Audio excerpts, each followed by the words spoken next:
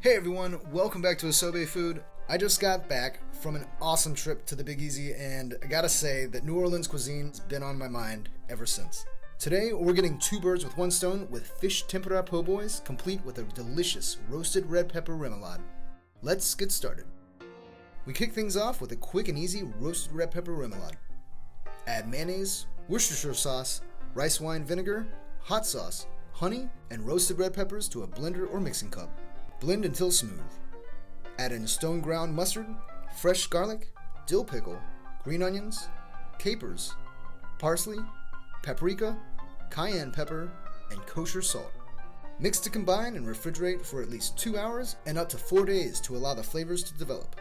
For the tempura batter, whisk together cold seltzer water, a large egg, and kosher salt until the mixture is smooth. Sift together cake flour and baking soda, and then gently mix the flour in with the liquid, a third at a time, being sure not to overmix. It's fine if the mixture is a little lumpy. Overmixing will cause the gluten to develop, resulting in a heavier and less crispy end product. Heat vegetable oil to 350 degrees Fahrenheit.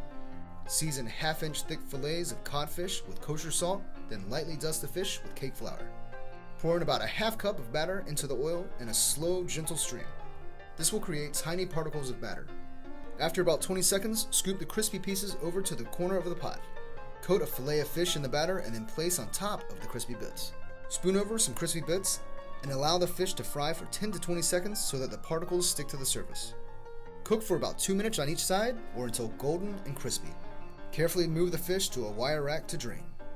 Assemble your po' boy by dressing a toasted French baguette with the roasted red pepper remoulade. Layer on tomatoes, dill pickles, lettuce, and the fish tempura.